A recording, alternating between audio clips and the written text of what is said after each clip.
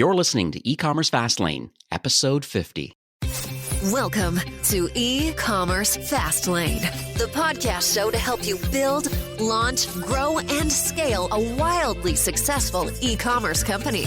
Listen to real conversations with proven practical strategies and success stories. Learn how to generate more traffic, more sales, more profit, and customer lifetime value for your Shopify store.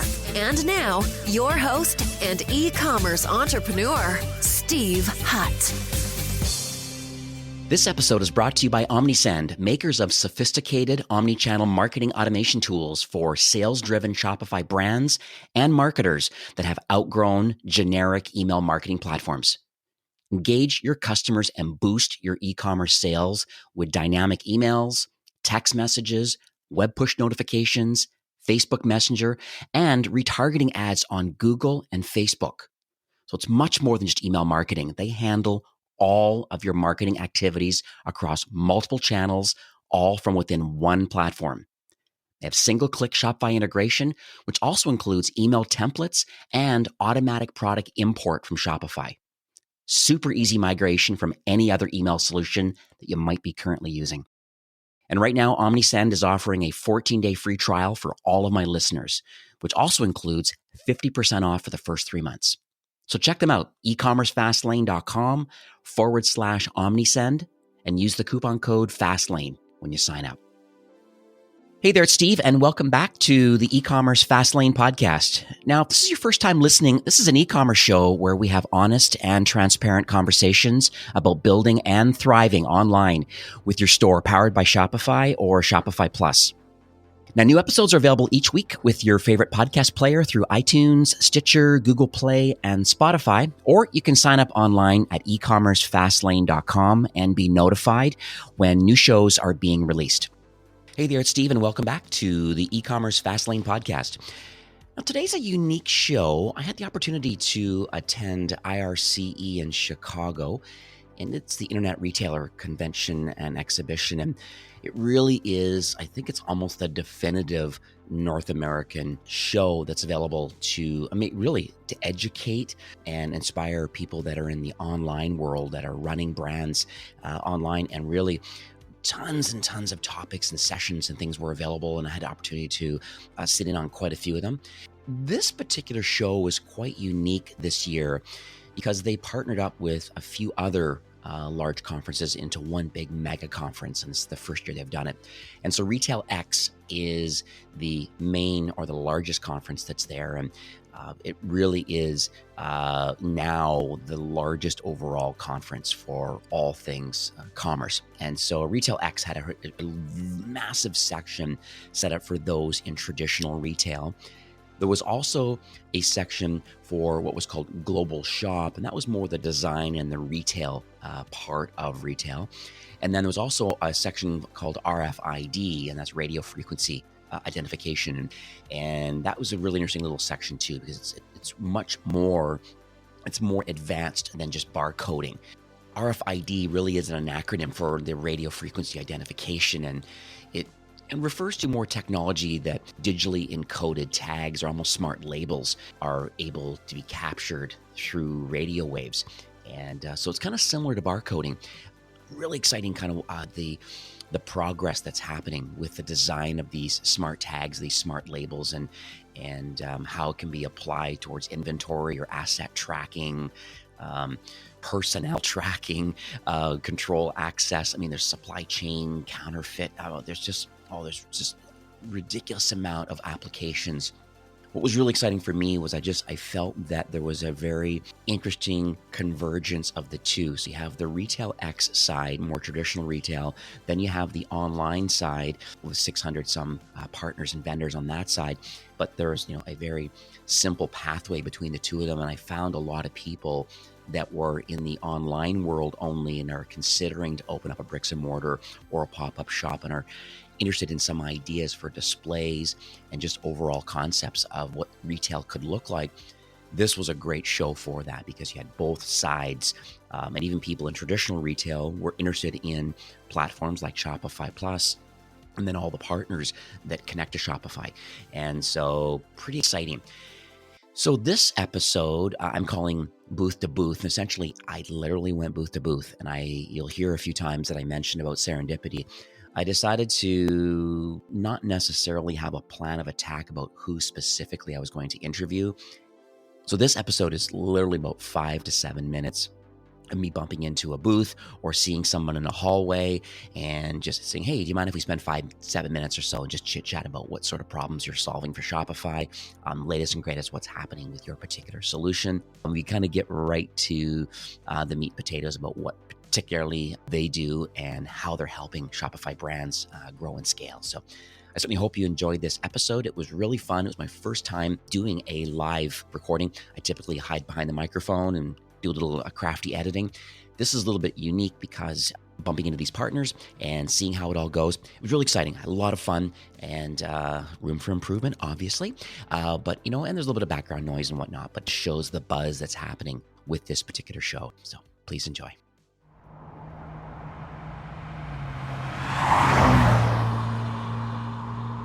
Well, we're back now with our next booth today, and we're with Ryan Powell from EasyShip. I guess you are director of revenues for North America. All right, beautiful. So basically, we're going around today just talking with a lot of Shopify Plus and Shopify merchants and agency partners and tech partners. And I'm going to ask you a few questions today, just quick, down and dirty. But what sort of problems does EasyShip solve for Shopify brands? Yeah, Steve, it's a good question. So really the focus for EasyShip is automating and making international cross-border shipping as simple as a domestic shipment. We do have the ability to just dynamically display the tax and duty at the checkout point, collect it at checkout point, all dynamically. In addition to that, we have partnerships with a host of international, regional specific couriers that you can actually take advantage of our volume discounted rates. So we're enabling the cross-border and providing extremely low-cost solutions into those key markets at a cost point that makes a lot of sense, meaning that we're a free platform that's fully integrated into the Shopify ecosystem. Very cool. I know I have a few merchants of my own that I recommended the EasyShip solution, and they love the fact that they're able to show the duty and tax in the cart instead of having either not charging it and then billing the customer, and that is kind of shocking, poor kind of user experience, right? When a international bill comes in, or hey, your duty and tax is payable for $26 to take ownership of something, right? Instead of a user experience of showing it in the cart itself. And so I think that's really, really, really exciting. So my next question is more about case studies and any kind of success stories. Anything you can share about any Shopify merchants and kind of what they're doing on your platform recently? Oh, absolutely. So, there's a really interesting one, a brand called Inamorata. It's Emily Radikowski's brand, and they really started a few months ago, back in, I think it was October of last year, and they were pure domestic play. They were doing 300-400 orders a month, really small.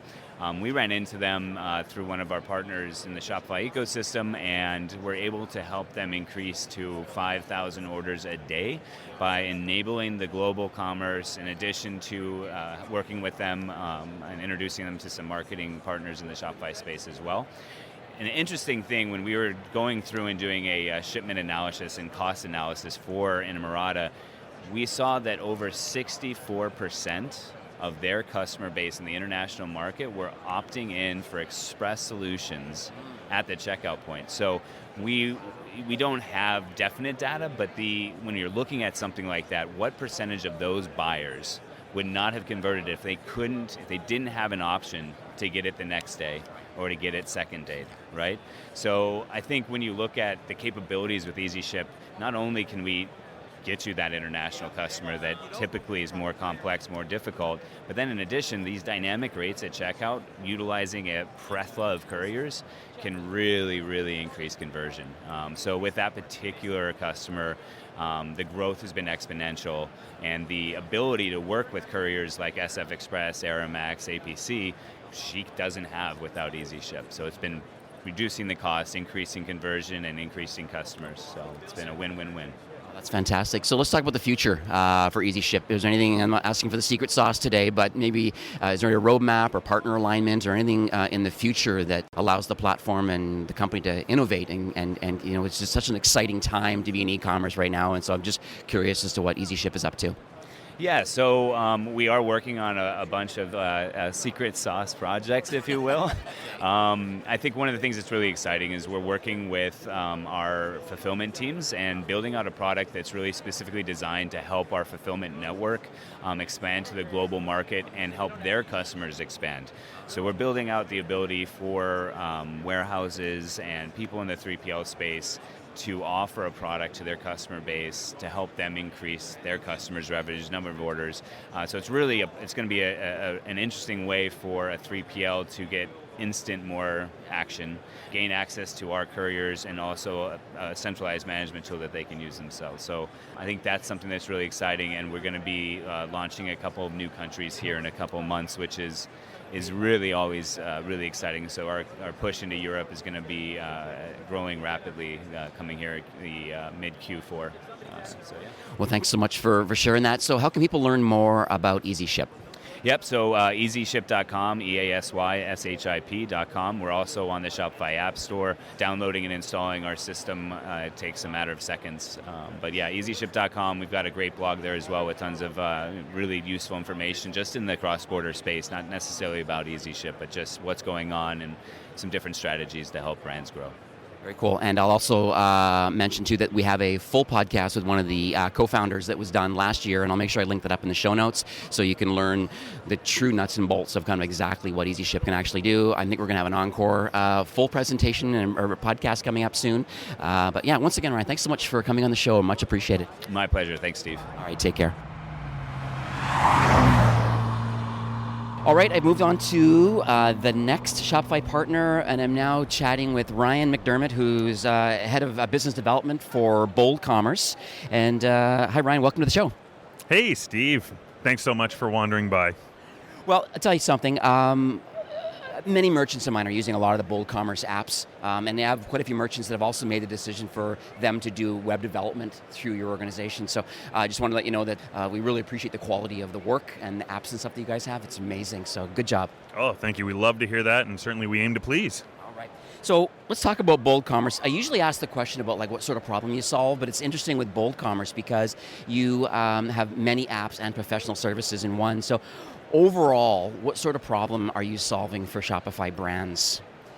You're right, Steve. With 20 apps, it's hard to pinpoint sometimes, where our expertise really lies.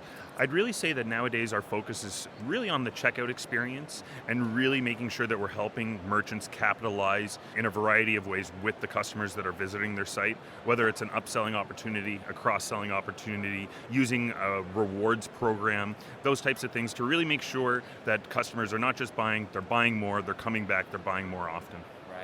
Yeah, that's awesome. So let's talk about any kind of case studies or any success stories. If we want to talk about maybe that latest app, I guess it's called Cashier. Can you share with the listeners today like some of the details of Cashier, what it does, and then any kind of case studies or anything that's exciting about it that the listeners should know? Yeah, probably one of the first things that pops to mind with Cashier is, and certainly just to dive in, Cashier is a bold checkout solution. It's very much API driven, which means that developers or stores and their developer resources can certainly come in and make any kind of finely tuned adjustments that they'd like to make. One of the great things though is it works in conjunction with our upselling app. And why that's such a powerful tool is we're finding that upselling post-purchase is really proving to be much more effective. So one of the things that comes to mind is in April, the last stats that I received actually indicated that compared to a traditional upselling opportunity during the purchase process for a customer, our post-purchase upsells were actually 47% more effective. And that's across so many stores that are using our upselling app, and then naturally a lot with the combination of Cashier and upsell put together. But I mean, if you're saying, hey, we're pushing close to 50% increase in performance, that's really impactful to a lot of stores' bottom lines. Yeah, and I have these conversations like almost every single day with my merchants about increasing revenue and average order size. We talk about, post-purchase kind of upsells and cross-sells and different things. So it's exciting that Bold is kind of putting that solution and a few others together to really kind of, help these merchants grow and scale. So let's talk about the future of Bold Commerce. I understand there was H1, your headquarters 1, and now there's an headquarters number 2. And apparently there's even a distributed team that's now available. Can you share some details on that? Yeah, well, ultimately, it's a great problem to have, but we've been outgrowing our space. So headquarters for us has now been relegated to one of the several offices that we now have in place. I've been happy to be involved in the new office space, which is really going to be exciting as part of the innovation park at the local university campus. So it's been really, really exciting. We've crossed a 300 head count now at Bold, which again is another one of those milestones that we really celebrate, is the idea of creating more jobs. We're really doing a lot of international recruitment at the moment. So our HR team has been traveling to Brazil, over to several locations over in Europe to bring in people that are not only interested in working for Bold, but also interested in already in the motions of coming over to Canada. So that's had a really great impact. And then certainly as we continue to scale and continue to grow, we're really just excited to continue on with the trajectory that Shopify and Shopify Plus is experiencing right now. It's so much fun. Yeah, you are a phenomenal partner, and you do have a lot of great solutions. So how can people learn more about Bold Commerce? You know what? I think there's a variety of different ways. Naturally, boldcommerce.com is a great spot. You can certainly find all of our apps listed in the Shopify App Store. And then certainly we also make available through the variety of social media channels. We've got a pretty active team there. They're always keeping people up to speed on what type of events we're attending, what's going on at our headquarters and in the office from day to day. So those are all great avenues to keep up to speed. And please don't hesitate to reach out. We've got such a great team. There's lots of people always eager to answer questions or provide some support. Well, thanks, Ryan, for coming on the show today. I'll make sure I update the show notes with all those links. And thanks for coming on the show. Super. Thanks so much, Steve. Always good to see you. All right, take care. Well, I'm actually moving on to my next partner, and I'm talking today now with Phil from Gorgias. And previously, I'd say about maybe a year ago, the founder, Romain, I don't know how you pronounce it in French.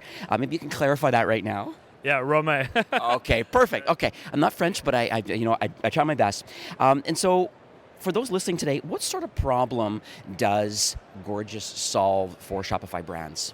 Absolutely. So we help Shopify brands transform customer support from something that costs them money to something that will generate profit for their business. So that's really, we go through a process with the customers that we onboard, which consists of 3 steps. First, we help optimize and automate the most recurring customer service questions. Where is my order? Everybody answers about half of their support inquiries are about this question.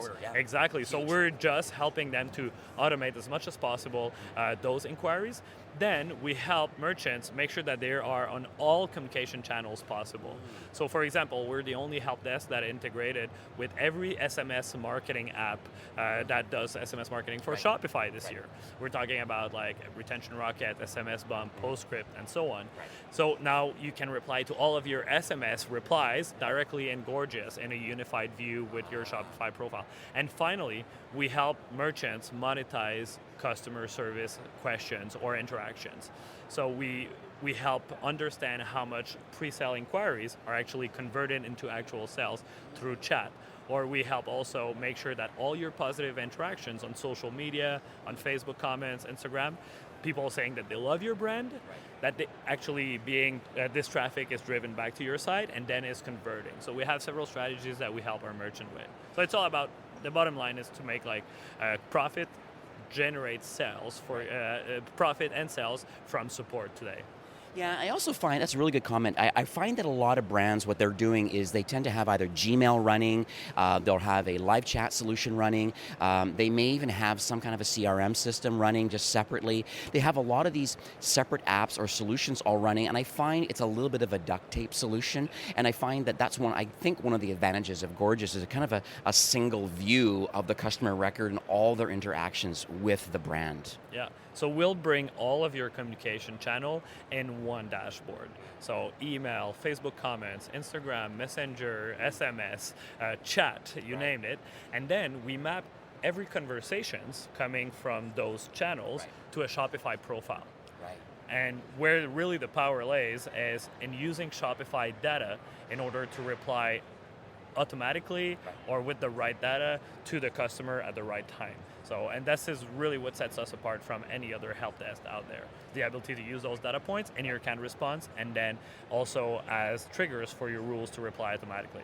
Very cool. I also find it interesting too that there is some connections with a few other loyalty programs, and I think it seems like you're empowering the customer service people to see if there's any loyalty available or if they can push out any rewards. Can you kind of share kind of what, I guess the business reasons to why you're connecting to some of these partners? Yeah, absolutely. So loyalty is huge. Smile is a good example, Loyalty Lion as well. So we will connect with those partners in order to provide the customer service agents also a unified view of how much loyalty points the customer has when they're talking to that customer. So they can use that in order to drive more satisfaction. Just say, hey, by the way, you have X amount of points, click here to go redeem them. And we can automate also this type of inquiries. Also, other partners that we integrate closely with is like Recharge. So we want to make sure that customer service agents don't need, again, 3 different platforms to go process all the inquiries. So you can process all of your subscription inquiries directly from Gorgias backend. And some of the use case that we're working on right now with some CRMs that have AI capacity on product recommendation. So now we're going to soon start generating product recommendations for each customer in Gorgias. So when your customer service agent is talking to a customer, you'll see in their dashboard, hey, by the way, they would probably be interested in that product. Right. So then the customer service agent can be like, hey, we have a new arrival, check this link right here. And so we know by their preferences, where they browsed and what they purchased in the past, that they would be interested in that. So yeah, it's all about generating more value through support. Wow, that's really exciting because I can actually think about it now.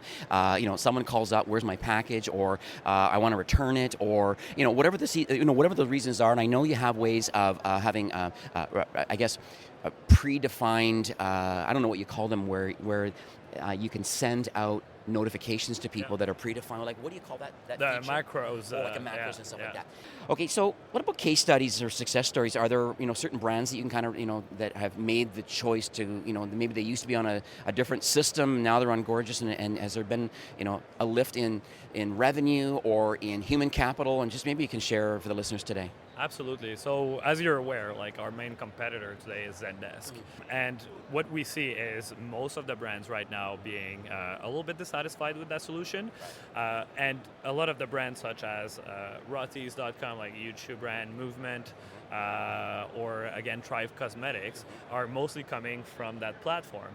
And when they switch on Gorgias, they will see within a month from rolling out the solution, a 30% improvement in efficiency in their team. So if they had a team of 10 people, they could repurpose 3 agents to something else. Right. So this is the kind of impact that working with Gorgias has on the leading Shopify brands. But Shopify right now, Gorgias has 1,300 Shopify merchants on the platform, and it goes from really the solopreneur that wants to have a unified view of all their communication channel to the very large 9-figure brand that have over 100 agents and that really need to optimize their process. The common denominator here is always they're on Shopify, because this is where we deliver the value.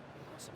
So what does the future hold for Gorgias? Well, we're growing fast right now. So we're growing at about 10 to 15% month on month for the last a little bit over a year now. So we really hit our stride within that ecosystem.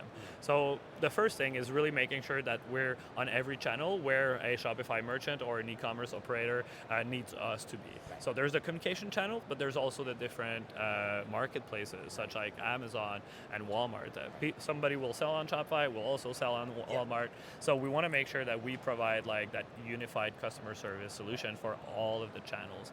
And if we're talking just a little bit more as a company, where really we see the whole industry going and what are the features that we're developing now, it's all about machine learning.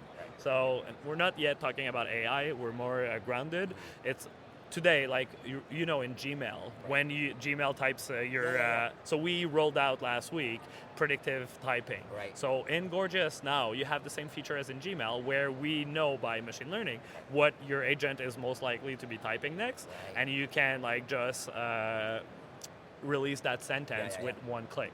So machine learning for us, we have a team working on those features today to really empower the agents to be much more efficient. That's the kind of thing that today we're working on that projects us in the future and ahead of our competitors. Wow, that's awesome. So how can people learn more about Gorgias? Yeah, absolutely. Well, just visit gorgias.io. That's Gorgias.io.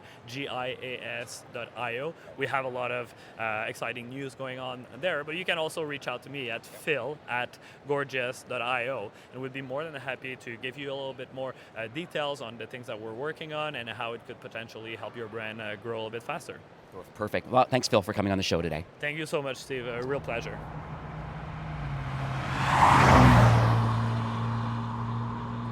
Well, now I've moved on to my next partner at Booth to Booth, and I'm speaking with Brett Parsons from Veriship, and we're going to talk about some of the shipping issues that happen, and I find there's quite a bit of money that's kind of left on the table as far as maybe these service level agreements from FedEx and UPS or whatever carriers you're using. I think it'd be interesting to hear, exactly what sort of problem from a shipping perspective that you solve for Shopify brands.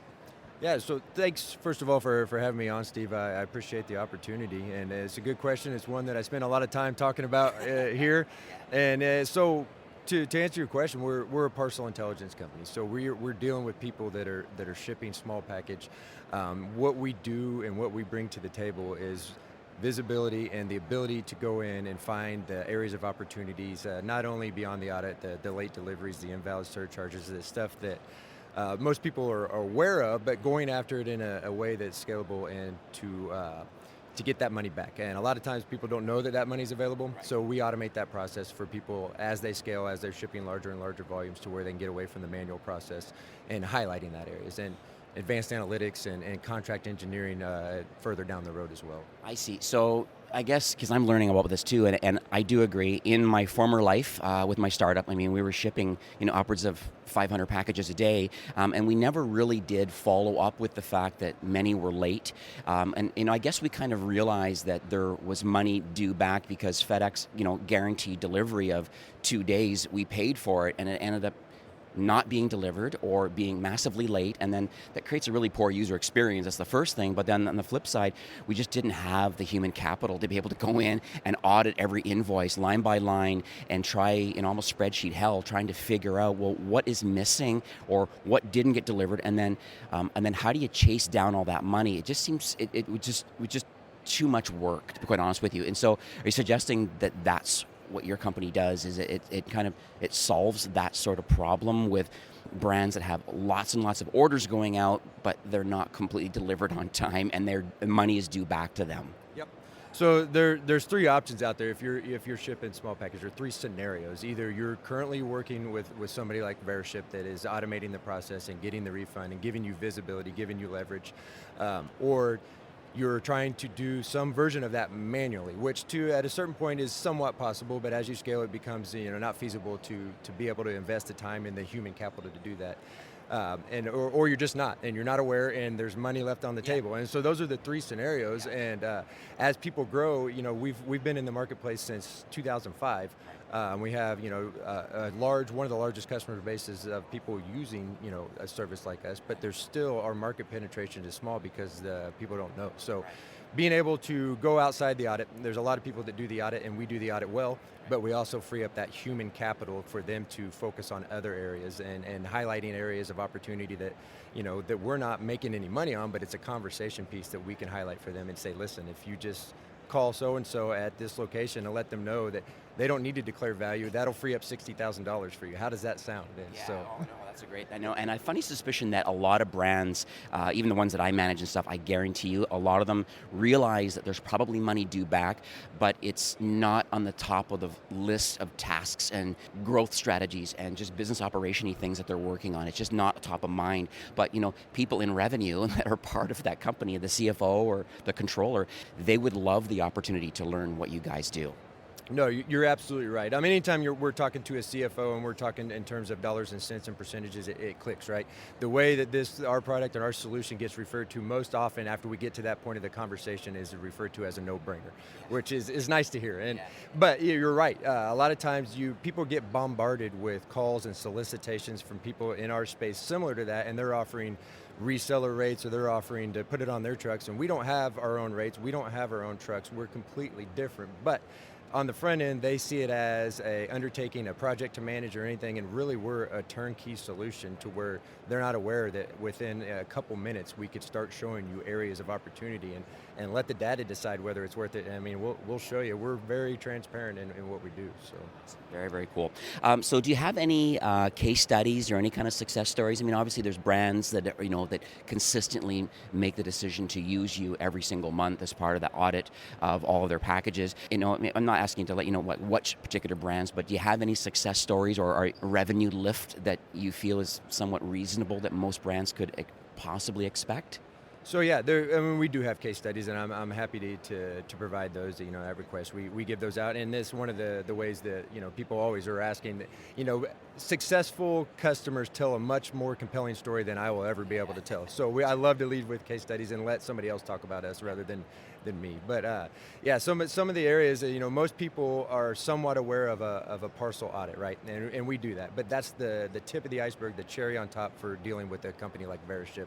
And so some of those success stories and some of those case studies highlight areas that they came in because they were looking for an audit, and then we freed up $250,000, $500,000, $1 million in opportunity to help better their contracts, and then those operational efficiencies in that human capital. And so that's where you'll see that a lot of our case studies focus is not the audit. The audit's going to get you back 1 to 5% just as the nature of what the audit does. But those case studies are more about, hey, here's some other stuff that we weren't even aware of or didn't even know those possibilities existed until we came to Veriship. So wow, that's awesome. Really, really cool. So let's talk about the future of Veriship. Is there anything in the pipeline or the roadmap, any kind of enhancements to the platform that you can kind of share? Yeah, no, so great question. One of the perks and advantages about working at Veriship is I am surrounded by very, very intelligent people. So we're in a constant state of change and improvement. My role is simple. I get to go out and brag on the people that I work with. But they are looking at, introducing all sorts of products. We've come out with some parcel pay, geocoding capabilities, advanced reporting. But we're always looking at areas to improve through customer feedback. So, what's the point of going to market if you're actually not solving a pain for a customer? So we rely on feedback from customers.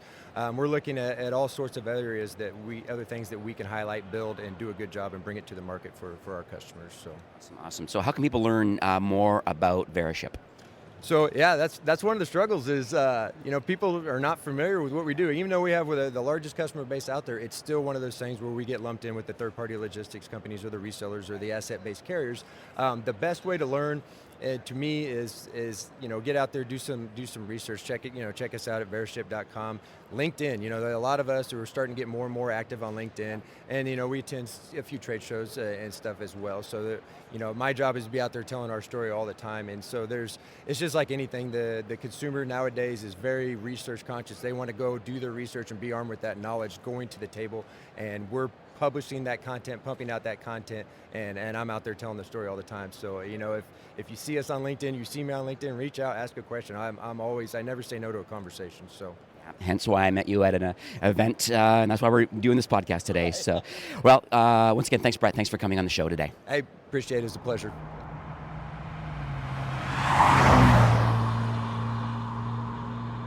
Okay, I've now fortunately was able to bump into Ben, who is the president and co-founder of OctaneAI, and welcome to the show, Ben. Thank you for having me.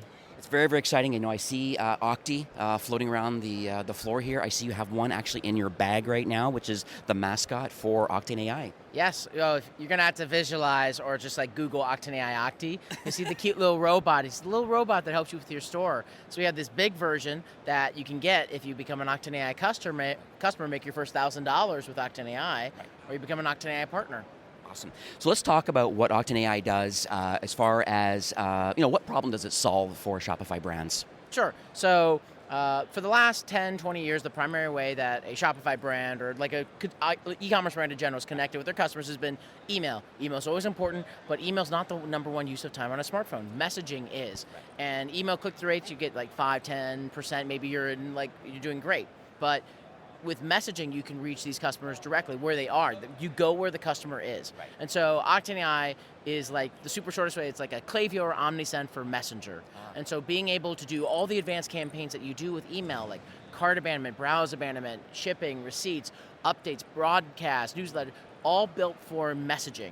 We support Facebook Messenger and more recently SMS, being able to connect with these customers rather than a 15% open rate, get an 80% open rate. Instead of a 5% click-through rate, get a 40% click-through rate. And learn more about them and have a more personalization, because with conversational experiences, you can learn more about them, segment them based on that information, and give them a much better, more personalized experience where you can like walk them through a product recommendation or do a lot more. That's phenomenal. I have quite a few brands that have made the choice to actually work with you folks, and they're ridiculously happy about the lift. Number one, just as a bare minimum, just turning on cart recovery as the first step. Then from there, I think that opens up some dialogue about other things that the platform can do. Yeah, our customers are getting 5 to over 30% of their revenue from just OctaneAI campaigns. Like we have like Boxu, for example, like using it to like send broadcasts about like their subscription boxes. Manscaped like doing like really cool cart abandonment kinds of messages. And we just came out with browse abandonment, like outright out of the box, being able to get people like even earlier in that funnel experience, really driving awesome like conversions and just a good experience for customers. That's awesome. So do you have any particular case studies or any kind of success stories that you can share, those, I guess, brands that made a decision to start getting involved with messaging?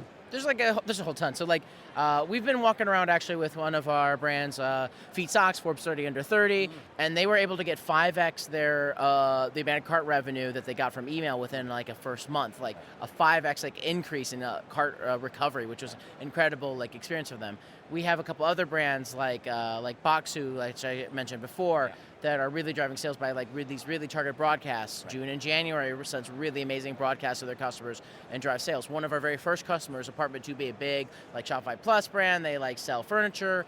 And so like they have like nearly like 20% increases in revenue by like sending not just like the abandoned cart messages, but it's also just like the really engaging messages. They really specifically focus on holiday themed messaging. So like you get these great messages with beautiful images for like 4th of July or Father's Day or other key like selling times. And that really drives a strong conversion for them. Right. So are there any particular campaigns, in your opinion right now, that maybe top of funnel acquisition type that are cheap? You know, because Facebook's expensive overall trying to acquire new customers. Is there any way of having an ad that then lets your bot start the conversation? Oh, yes. So we launched a thing called conversational ads, and everyone should like think about conversational ads. So a conversational ad is like a normal Facebook ad, except it gets people into Facebook Messenger, and then you drive them to the sale. So discount or product recommendation. So what we found is if you run the exact same ads you're doing now with normal like Facebook ads, but in conversational form, it just appears in the newsfeed, it drops in Messenger, exact same conversion rate, but now they're a subscriber on Messenger. Now you can constantly follow up with them. And now the average like value of that customer over time is so much higher. And then each time with Messenger, you can also add, when you ask for an email address, pre-populates it from their Facebook account. They just have to click a button to share it. Same with phone number, syncs it to your system. We like one value prop we have is that we have the most integrations of any messaging platform. We're the only messaging platform integrated with Klaviyo, for example. And so if you're like a Klaviyo customer, now that information is synced automatically to Klaviyo. Now you have the email address. Now you can trigger emails based on action taken in Messenger. Same kind of thing if you're like a customer of like JustUno or Privy or like a Recharge or someone else. Like the data works together with the other companies that you're using. I understand that Shopify Plus is now integrated with you, I think, through Flow Connector. So we're doing a whole bunch of stuff to like, we'll say stuff coming soon. Come email me, ben@octaneai.com. You want to like try some of the new Flow stuff. You want to try some of the new stuff that we're doing with Shopify Plus. We really do focus on Shopify. Like we have a lot of Shopify brands and we have a lot of Shopify Plus brands. We really focus on like that, like giving you the tools to do the premium experience. We do have like a new feature that I can't really talk about yet, but it will help you really optimize your conversions. You definitely want to email me about it. So that, I guess, answers the question I was going to ask about what the future holds for OctaneAI. There's for us, I think one of the big things you're going to see is a lot more integration. So like I'll name like two that we're working on right now, which is Naso and Refersion. And so like a lot more integrations, a lot more of the products that you're using in that Shopify ecosystem, and having it all really connect to each other. This is just definitely a thing we've been known for, and we're really doubling down on that experience and like adding like more and better channels. We just added SMS as a channel, and we're going to be adding more to create one conversational unified experience that connects to all the other products that you're using, so that you don't have like you have one thing that it's not like texting and messaging. It knows which one to send and when, so it doesn't overwhelm people. Right. Spammy. Well, great. So how can people learn more about OctaneAI? So you can go to OctaneAI.com or search OctaneAI in the Shopify App Store. You can just email us, team@OctaneAI.com, or even just directly me, Ben@OctaneAI.com. You want to chat, you want to talk about integrating into OctaneAI, you want to like just trial it out and see all the things. Yeah, we got team members everywhere from Toronto to Barcelona. Awesome. And I also would highly recommend that if you go to OctaneAI.com and look at the website, they have many, many playbooks in the blog area that are just phenomenal education. We have some new playbooks coming out soon. That, like, you're like, I don't know how to start. We got playbooks that help you. We've got amazing agency partners that will help you. We will guide you through the process. Beautiful. Thanks, Ben, for coming on the show today. Thank you.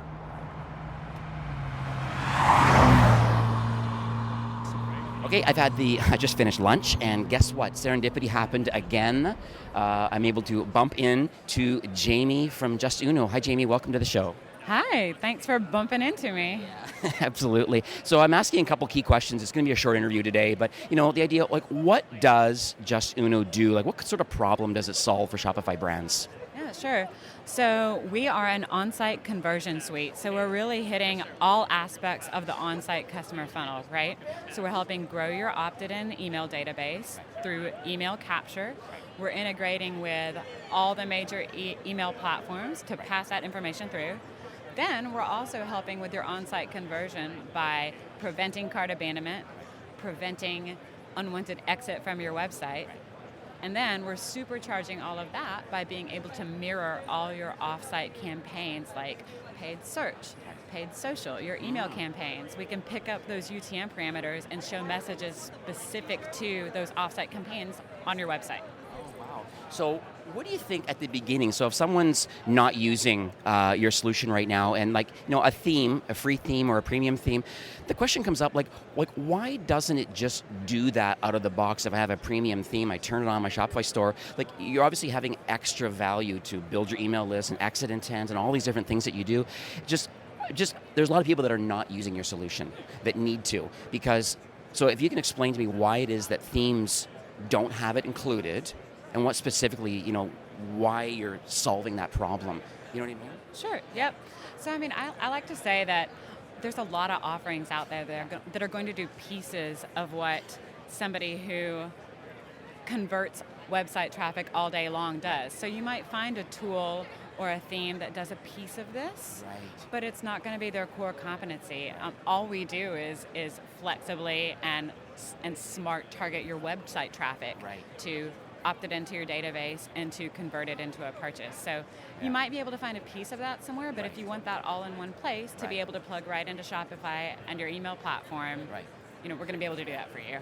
Okay, lots of clarity now. So let's talk about any case studies or success stories. There's obviously quite a few Shopify and Shopify Plus brands that made the choice to go with you. I don't know if you have anything on top of mind that you can think of, any case studies or success. Sure. So I'm holding this lovely box of Ella and Mila Shopify Plus client nail polish. Right. So together with Shopify Plus and Klaviyo, actually, JustUno has driven in the period that we measured this $744,000 through engaged on-site messaging with JustUno. Oh, wow. Okay.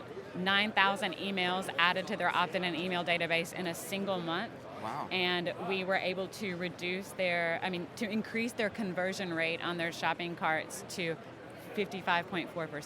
Wow. Yeah. So that's a significant lift. Yeah. So, and that's all based on, so they obviously mobile shopping carts. So yes. mobile cart yes. that was a significant lift then. And obviously mobile traffic is more than 60% of the traffic anyway, so it kind of makes sense. So that's excellent. So that even this brand that's on Shopify Plus that's, obviously invested in their customer experience, it's obviously, a custom build, but they're also adding on your solution, and that's what's happened. Yep, absolutely. That's wicked. So let's talk about the future. Let's talk about the future, because I think that talking to a lot of brands today and partners, I'm learning that there is I'm sitting right now inside the Shopify Plus booth right now, and all around are all of the different partners that connect to Shopify in some way or another. And so I'm finding this alignment together. So is there any particular, connection that you're particularly proud of right now or into the future as far as what your solution is doing in relation to Shopify Plus or Shopify? Yep, absolutely. So I think where we originally got our foot in the door, our bread and butter, our foundation was, it started with the email capture and building opted-in databases. But now we have expanded into helping convert website visitors through all steps of their on-site website journey. And I think the next step is one of the little-known secrets about our technology is that we're actually fingerprinting all visitors on the website, whether we have their email or not. Wow. So we're profiling all website visitors. We're noticing, whether they've purchased, how many pages they've looked at, et cetera. And we're building these profiles on these anonymous visitors. That's excellent. So now all that information is starting to be paired with product data feeds from the merchant stores. I see.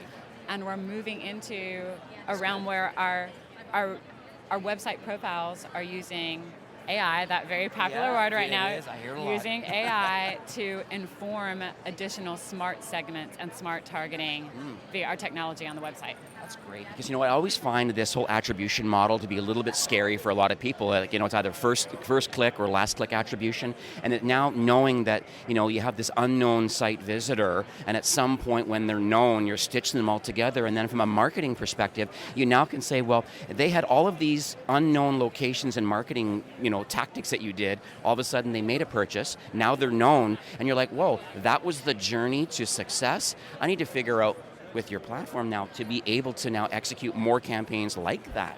Yes, absolutely. So you've got this rich data. Why not connect it to the content that visitors actually view on the website? Love it. So how can people learn more about JustUno? I mean, it's a no-brainer. www.justuno.com. But I'd say the best bet is reach out to either one of our reps or through our network of agency partners. Yep. We will set you up with a demo, give you a view of the technology, but honestly, we're pretty approachable people. Absolutely. And you're in the App Store too? Absolutely. We're in the App Store. The integration auto-installs from the Shopify App Store. Go to any one of your friendly neighborhood Shopify agencies. They can probably hook you up as well. Absolutely. I'll make sure I update the show notes with that and all those links. Once again, thank you, Jamie, for coming on the show. Awesome. Thank you, Steve.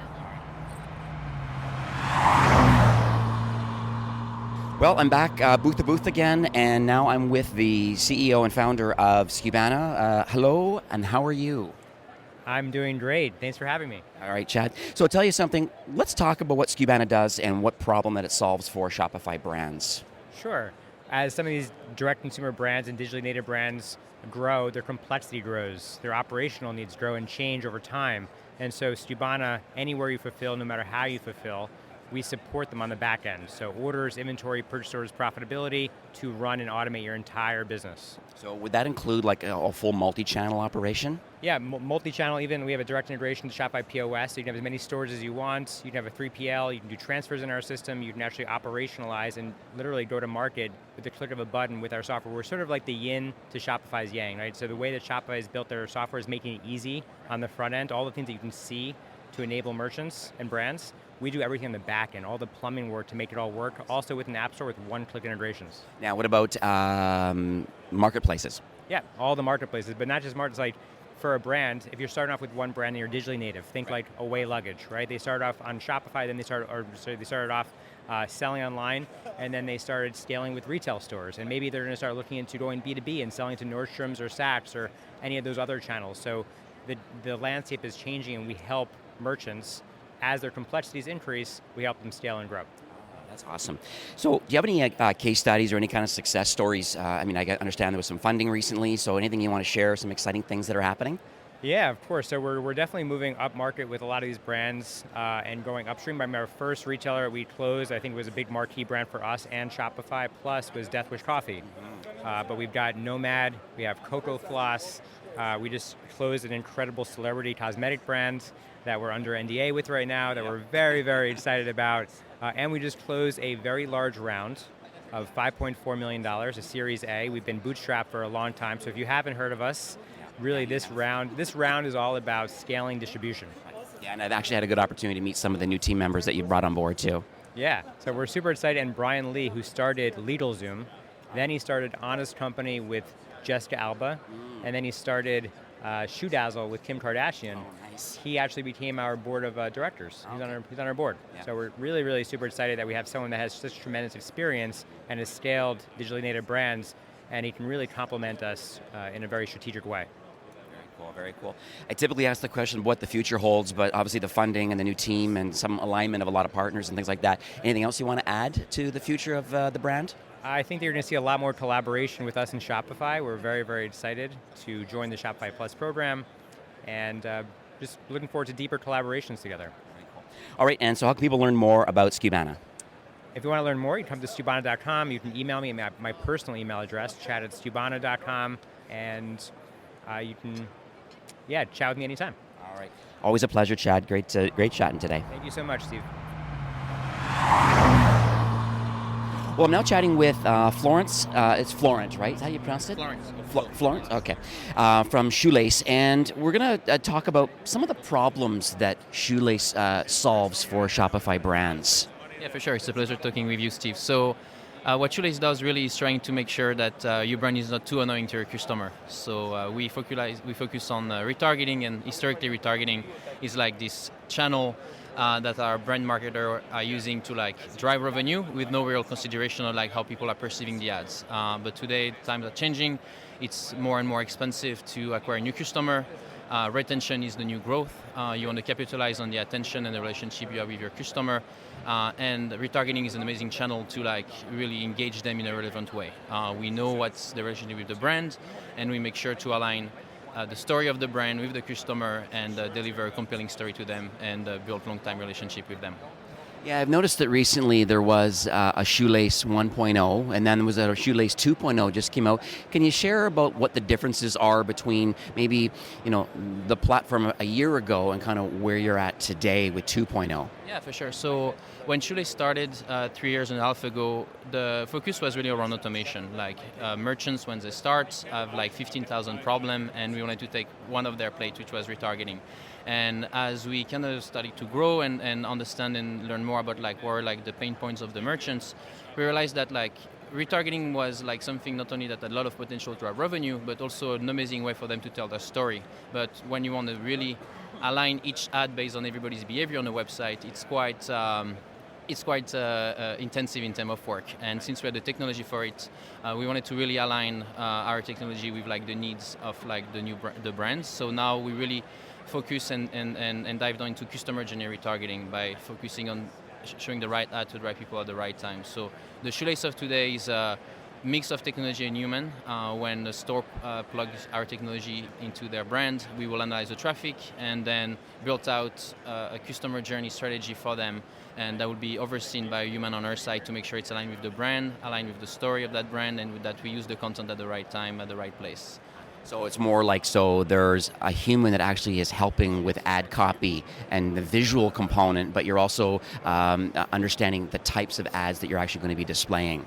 Yeah, exactly. So like what we do, we really like built out the shelf and then work with the brand to use the content that they have, because most of the brands that we work with on Shopify Plus usually have a lot of content that they can use either to educate the customer, to convert them or retain them, and we try to use that content along the journey in appropriate ways. So yeah, that's the role. Our technology we built, for how long should we advertise to someone based on like a specific behavior on the website. And then our account manager, returning expert, will just like feed the right type of content for that right type of customer. And we will take a stab at the ad copy, but usually we really want the brand that know really well how to communicate with the audience to like validate that copy. We make it super easy for them to tweak it. And then when the structure is robust, when the content and storytelling is robust and the copy is good to go, then everything goes live and we manage everything and scale everything for them. Very cool. My next question is more about case studies or any kind of success stories. And I know Shoelace has significant amount of customers. And so do you have a case study or two or any success stories that you can share today?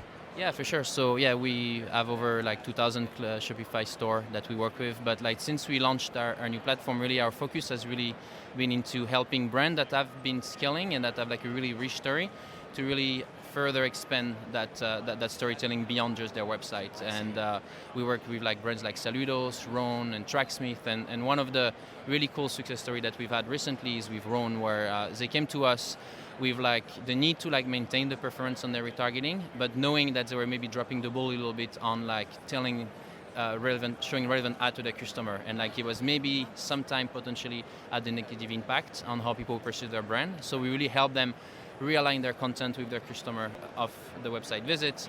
We help them scale and reach out to more people, and the results are really tremendous. So like now is able to tell their story very well across the entire buying cycle.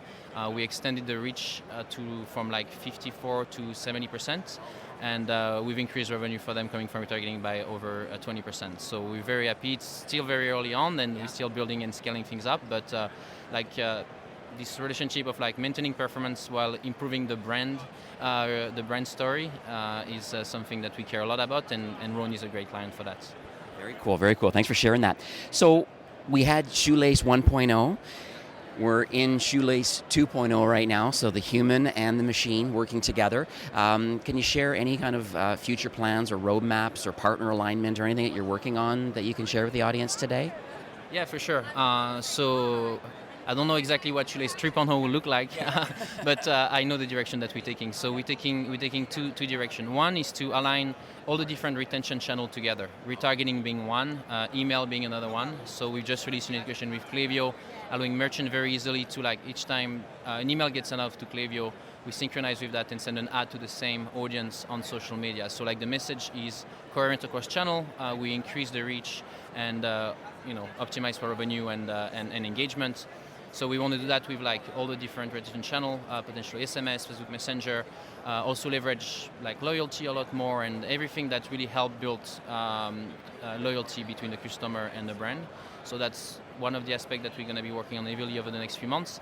And the other one is, Shoelace has been a full service platform for the longest time, where like if you come to us, we will take ownership of your retargeting. And we want to make that not as like the only option. So Shoelace over the next year or so will become more of a self-serve platform where we will still be happily managing the retargeting for clients that want to, but for agencies or people that are a bit more hands-on into how they do their entire digital strategy, will be able to operate our solution themselves with our guidance. It's almost like a white labeling of the solution. I would say more of a self-service platform. Self-service platform. Imagine like the Klaviyo for advertising. Okay, that's awesome. Really cool. And thanks for sharing that. So how can people learn more about Shoelace? Well, Shoelace.com is a great place for resources. You can engage with us at any time across the website, and we'll be happy to show you what it looks like. And you can also follow Reza on Twitter, our CEO, who's really trying to promote the methodology of customer-generated targeting, share a lot of content, and have a lot of great conversation with like DTC and DNVB influencers. It's a very rich resource to learn more about what Shoelace is up to.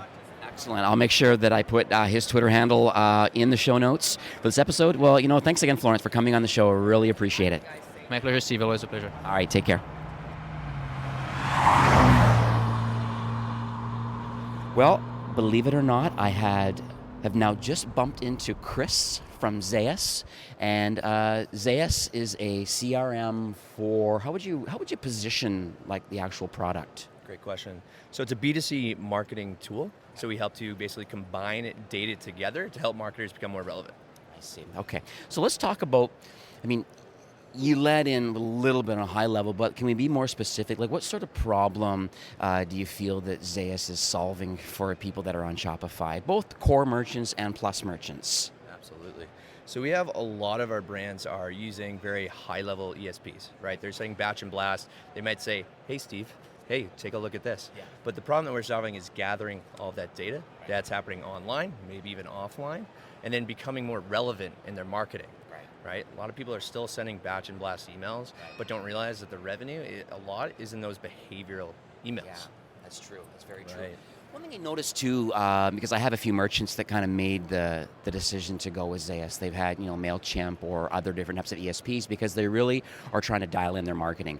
And one feature that maybe you can expand upon, this could be the value prop of Zaius, is the fact that you have access to an anonymous visitor, meaning that no matter where they are on the web, it could be on their phone, it could be here, their search history, and then all of a sudden this full almost customer profile, once they are finally known, then all of a sudden, I think from a marketing perspective, that's quite interesting to me that because conversion rates are low. Let's call it 2%. So 98 out of 100 are leaving. But let's talk about the journey of the different marketing strategy. It could be organic. It could be different paid strategies, and they still haven't bought. But eventually, they do buy, and like, hey, that strategy worked, and I did get a sale. And so, can you maybe expand on the whole anonymous site visitor to known, and then what that means from a marketing perspective now?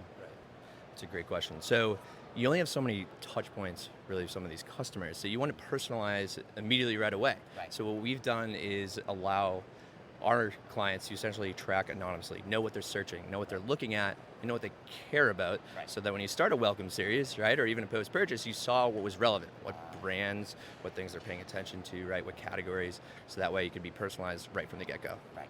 Very cool. Very cool. So let's talk about any case studies or any kind of success stories. I mean, obviously there's a pile of merchants that have kind of made the decision to flip over. They just want to be, as you say, more relevant. They want to have a more advanced platform to help them grow and scale their brand. So do you have any kind of specific customers or any kind of specific numbers or successes that people have achieved by making the decision to use Zaius? Absolutely. So Mizzen Main is one of those clients. So we've actually recently come out with our ZAM product, helping to assist marketers. And so essentially what we're doing there is being more predictive, understanding do people care about that they will only buy with a discount, but also when are they going to make that next purchase?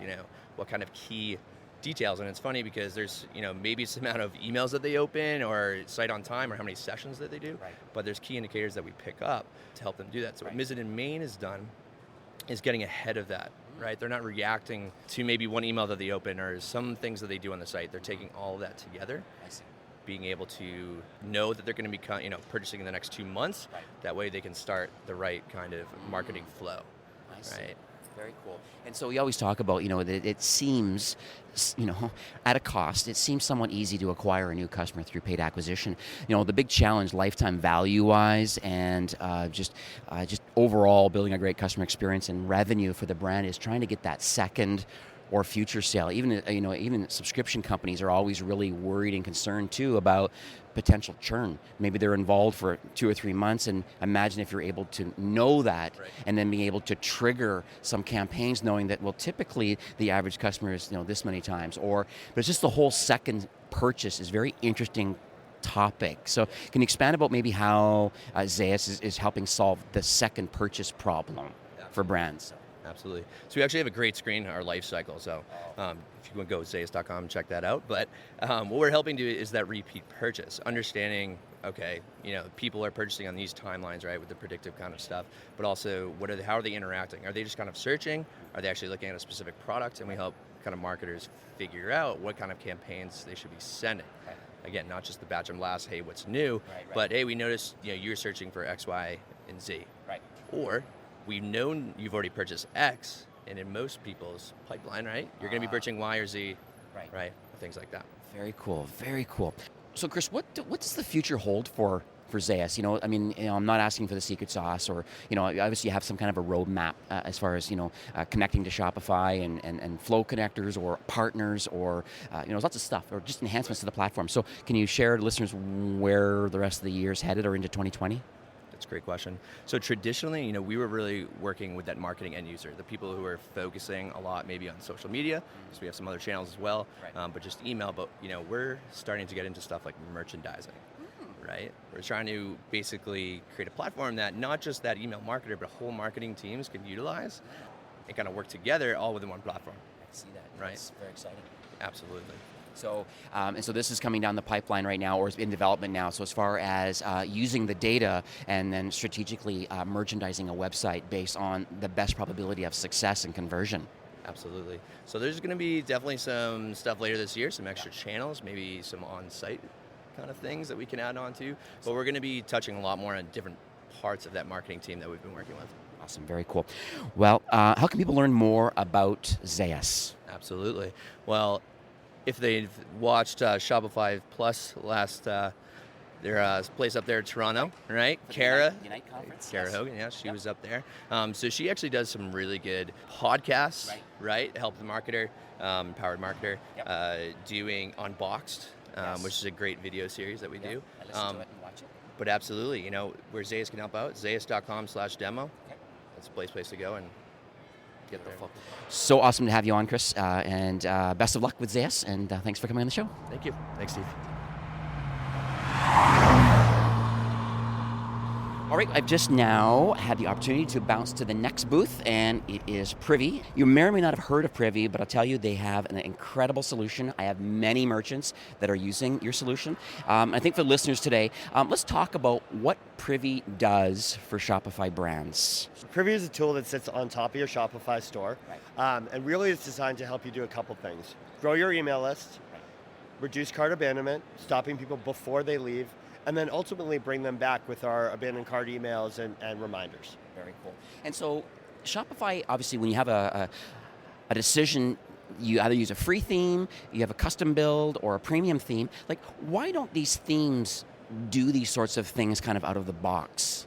I think what we've found is that we can really focus on being expert in on-site displays, for example, where themes may have something simple built in, but when you want to take it to the next level, either from a design standpoint or a targeting standpoint, we're just so focused on this that we're able to develop faster and support a wider array of use cases sort of across the board. So as your brand evolves, you're going to want your on-site messaging to evolve, but you can do that with us without having to redo your website all the time. Because some of the basic, I guess it's almost like I'd say a gateway to using more advanced features of Privy would be like exit intent pop-up. So someone comes to the website, having an average conversion rate, let's call it 2%, so 98 out of 100 people are leaving. And so at least, do you find that there is a significant lift in email capture or Facebook Messenger opt-ins or whatever? Do you find that it works quite well as a starting point with exit intent? It does. So there's two ways that people use exit intent really, really effectively. One is just a generic sort of like, before you go. Before you go, sign up for our email list to get great offers.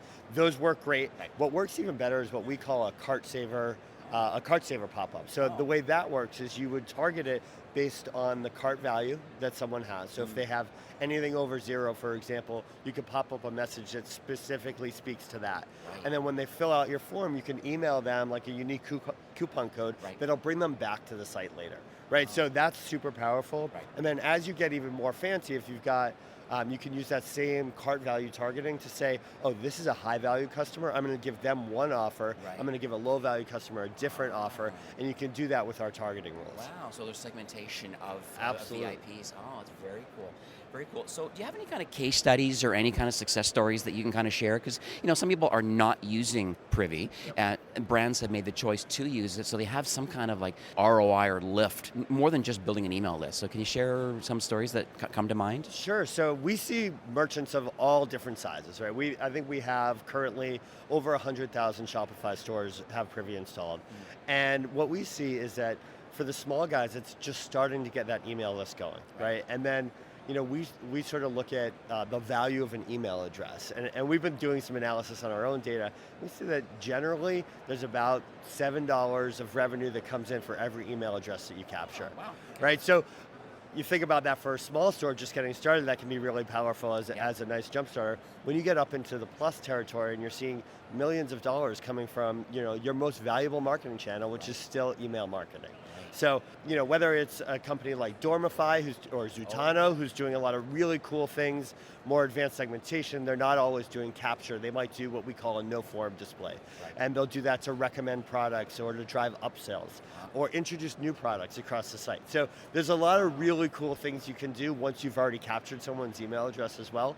And then on the early side, you see people getting their first 10, 20, 50 email addresses, and building that audience is so powerful. It's the most important thing you can do is build that audience of people who are opting into emails from you, and even through our partners opting into Facebook Messenger or SMS, right? So the future is really around getting all these opt-ins in a single experience. So through one pop-up, if you can opt into these different ways of communicating, instead of having 75 different things going on your Shopify store, it can be a bit much, right? So really condensing that down into a single opt-in experience is something we're really focused on. Really cool. That's awesome. So what does the future hold for Privy? I'm not asking for the secret sauce, the roadmap, but I mean, there's any partner alignment, both core or plus? Sure. So a couple areas that we're really focused on. One is that getting more of those integrations so that we can opt in people to more different systems. So via SMS, all that stuff.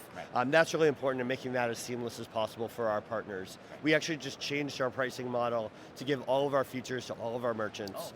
And that way, more people can take advantage of these integrations. Another place we're really focused is our email service, which we launched last year, sort of like a starter level email platform for e-commerce, but really powerful abandoned cart emails, order follow-up emails, and of course, things like newsletters and welcome series.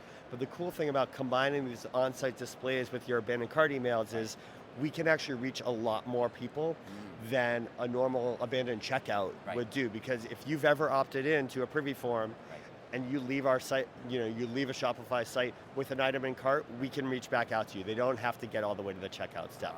So we're investing more and more in that and making that a little bit easier to use, but we're already seeing some great traction there. So really it's all about we want to be one communication channel, but we want to integrate with all of them too, right? So continuing to support our email partners, our SMS partners, our Facebook partners, and making that a really condensed, easy-to-use experience for all of our merchants. Oh, that's exciting. So how can people learn more about Privy? Sure, so certainly come to privy.com.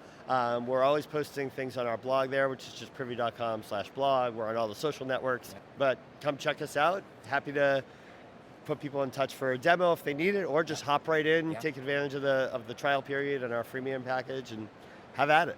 Beautiful. Jake, Josh, thanks so much for coming on the show today. Thanks for having me, Steve. Well, it's Steve here. I'm back again with another episode. Once again, serendipity is happening. I'm at IRCE right now and bumped into Aaron, who is a co-founder of ShopPad. And ShopPad has about maybe a dozen or so apps in the App Store. I know, and they're all very unique, and they're actually solving some very unique problems for Shopify brands. It's a saying I always have that Shopify, does commerce 80% very well. It's that final 20% that needs to be filled in with a solution like some of the solutions that you offer. So welcome to the show today. Oh, thanks, Steve. Great to be here. So I'm going to talk about one particular app that's new. We have so many to talk about today. I literally could have an hour podcast whipping through, which we should do, by the way. But there's one particular called Mesa that I want to talk about today. And so what does Mesa do, and what sort of problem is it solving for Shopify brands? Yeah, so Mesa is our automation product built especially for Shopify and Shopify Plus. And automation is really about helping retailers expand their business, grow, without having to add a lot of people. They can scale with the power of software. See. So essentially, these are more external systems. So this could be like an ERP. It could be a warehouse management system. It could be like anything that's already connecting to Shopify. And so you basically, with this platform, are now able to connect to those external systems. Right. So, I think merchants need a world of systems and data to really build their business today. It's no longer about having one system that's just siloed. They really need to bring in the best of breed from all these different systems. A CRM, a WMS, an API, all of these systems. And so we want to bring them into the Shopify world. And so our Mesa product is about helping merchants connect these systems, automate them, customize them uniquely for their business so they can get it dialed in just right for their business logic and really be able to scale with the power of automation. Very cool, very cool. So let's talk about any case studies. I know it's a fairly new product, but do you have any kind of case studies or any kind of success stories? I mean, do you have any kind of early adopters, Shopify merchants that have made the choice to use Mesa and, and just like what's been their feedback or any successes that they have found? Sure. So we've actually been working on this problem for a number of years, and we've been really lucky to work with some of Shopify Plus's biggest merchants with this product here, including General Electric, Nine West, and Hawaii Tea Time. So companies that are doing interesting things at an incredible scale, have unique problems, and are able to benefit by what we've created with this Mesa product. Beautiful. That's excellent. So what does the future hold for both ShopPad and the Mesa product? You're right. So we have about a dozen different applications in the marketplace, and we're always looking for new ways that we can expand and grow those products, adding features to those. For us, the Mesa product that we just launched here in April is one of the big areas we're investing, adding additional libraries so we can really connect with all the systems that merchants need to use to run their business. I'm excited to see where this is headed. I know it's definitely a significant pain. When I talk to a merchant sometimes where they have like a legacy platform or they're choosing, let's say, give it a perfect example, I have one controller who says, I love Shopify Plus, but from an accounting perspective, they've certainly matured outside of Xero and QuickBooks. And so they're looking at going into SAP or Dynamics or going into NetSuite.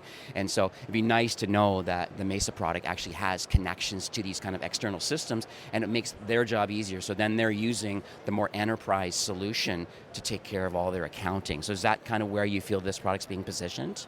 That's right. So, I mean, Shopify has a lot of different capabilities for a merchant, but sometimes, one area they're going to outgrow or they're going to need to upgrade their systems.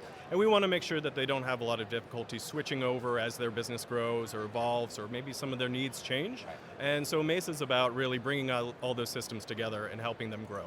Beautiful. Very excited. I'm looking forward to watching this unfold. So how can people learn more about ShopPad and the Mesa product and all your other products?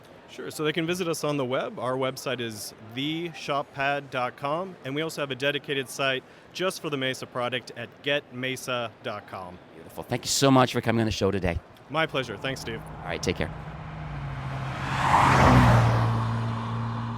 Well, I'm very excited. Once again, I've said this numerous times on this show in the last few days, but serendipity has happened. I'm walking here in IRCE, and I bump into my friend, Yanni from Looks, the Looks app, very, very popular user-generated content app. And, 35-some thousand customers are using your platform. And so I decided, there may be a little bit of noise in the background because they're now officially tearing down IRCE as we speak. But Yanni, first of all, welcome to the show, first off. Thank you very much. Thank you for having me. So, there's 35-some thousand customers that obviously have vetted the Looks platform, have made the decision to want to use it. Obviously, the ROI is there. They wouldn't be paying monthly to use it. So obviously, it's having some value. There's a lot of people that maybe don't know what your solution is. So could you talk about what sort of problem that Looks solves for Shopify brands?